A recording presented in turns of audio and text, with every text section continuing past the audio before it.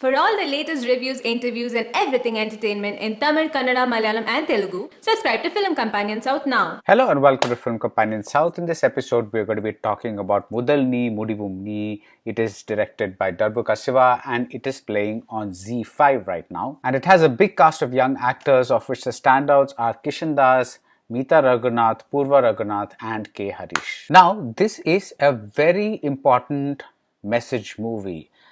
In a sex education class that happens in the first half, we get finally the answer to the question: does one drop of you know what equal 100 drops of blood? And the answer is very reassuring.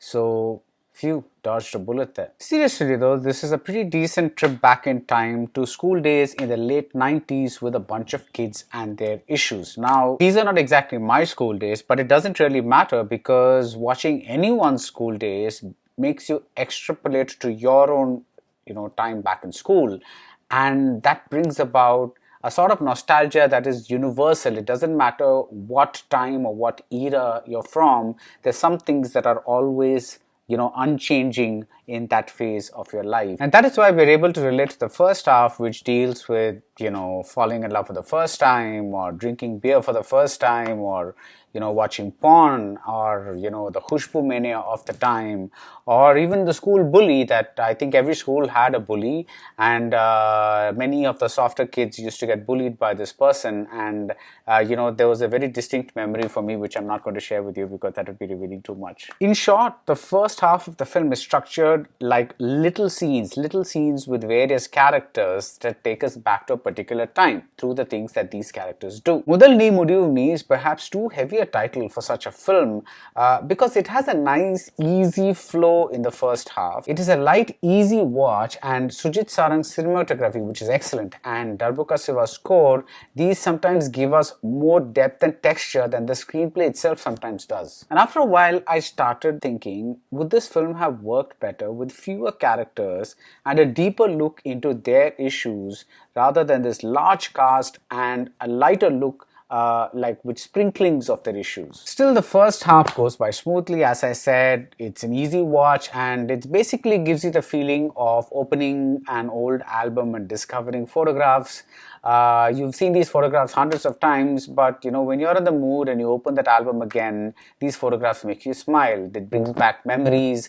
That kind of stuff happens a lot in this movie. It's all very predictable, but the actors help a lot because they really look like the boy next door or the girl next door. They've been made up a certain way and they all look really real. But the second half turns serious and tries to do too much, and this is where you really get the feeling that maybe the film should have concentrated more on the central couple and the central love angle rather than trying to treat everyone equally as a major character. Now, this approach works in the first half because this love angle is just one of the many things that happens in the movie.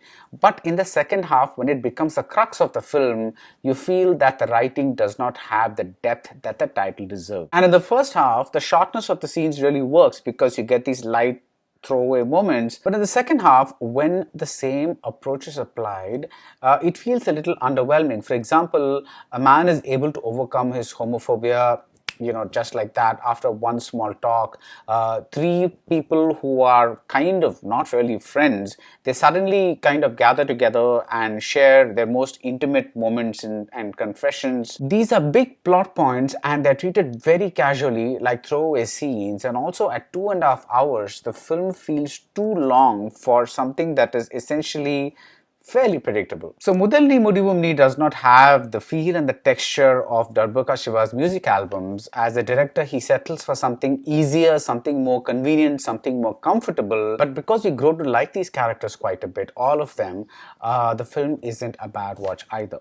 So that's it for Mudhal Nee Mudivum Nee. If you like this video, do subscribe to Film Companion South, and I'll see you soon at the movies.